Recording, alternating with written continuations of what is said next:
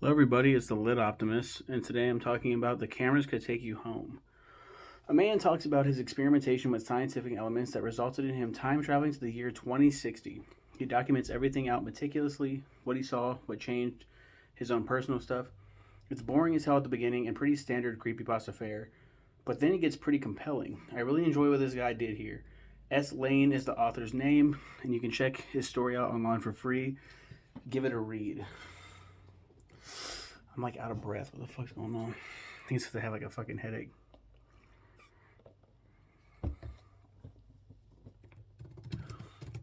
Um, Kitty Cat Gaming uh, did this one. Reddit. Fuck my head. Not literally, but as land. The cameras could take you home. I was trying to figure out what was so compelling about it. There we go. I'm not gonna read all of it. Length, medium. It's pretty fucking lengthy. Okay, I'm gonna start from here.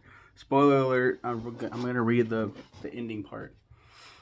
This part is very difficult to write. Please bear with me.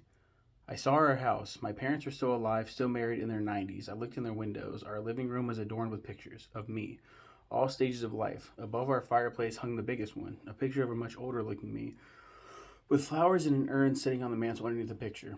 I couldn't handle this. I started crying. Inside, my parents sat on an amber colored couch, holding hands, looking at the picture above the mantel. I don't know if they were talking. This was the hardest thing I'd ever done in life. I made the decision to leave. My parents had accepted my death. I was here. I was given the opportunity of a lifetime to walk in as my 22-year-old self. I couldn't do it. There was too much that I felt could go wrong. Could a human handle such a thing? Seeing the 22-year-old version of their deceased son waltz in? It's physically impossible.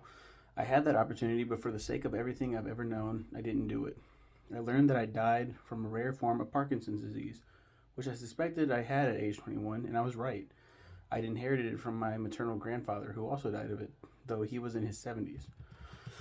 I got back home to 2013. Once again, I won't tell you how because I don't want anyone to have to experience what I did. I was in my kitchen. Strangely, no time at all had passed. I need to explain some things, of course. One, in this instance, my physical body went to the future. Time in 2013 did not move. Therefore, I have no idea how long I was gone. This wasn't a spiritual thing. My physical being went. I was still the exact same person, in the same clothes, same change in my back pocket as I had that night in 2013. Two, nothing you do in the future can change the present. This should go without saying, but the future hasn't happened yet, and 99.9% of people have no idea what is going to happen in 2060. Three, this is the big one. Nothing you can do in the present can change the future, even if you know what is going to happen. Why? Because in my case, I knew what was going to happen. I realized that I'm not going to change my lifestyle or do anything different. People can talk all they want about making changes now for a better future, but this is the ultimate example of what is going to happen will happen.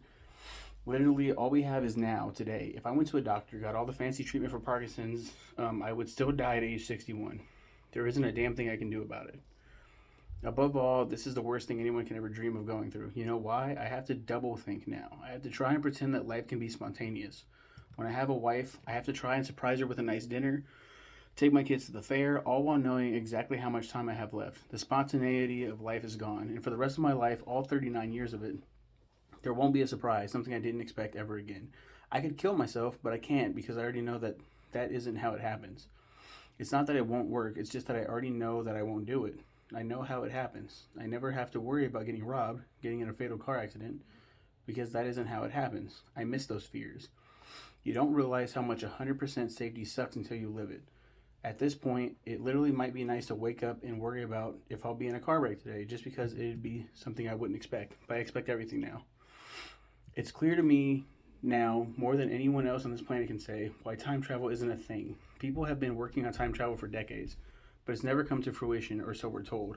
I think time travel has been around for years, maybe centuries. Someone will always get curious and give it a shot, but they'll never say a word about it because they know. Imagine a world full of people who feel like I do, whose lives have lost all the adventure, excitement, and challenges. There would not only be no point for each of us to continue living, but there would be no point to life of any type continuing. It's pretty cool. Someone said, "How is this considered creepy in any form? It's simply just a story." It's kind of creepy to know your own death. I mean, it's kind of fascinating. It's kind of a fascinating read. It's long. Did I say it's kind of boring? It's boring as hell. Yeah, like he's just talking and talking and talking. Pretty standard shit.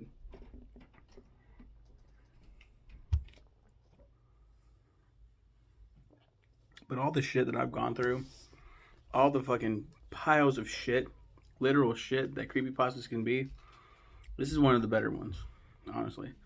I'm red in the face because I have like a giant fucking migraine. I'm gonna take some medication and then I'll record my next review. So see you in a little bit. Also see you next week for another lit optimist.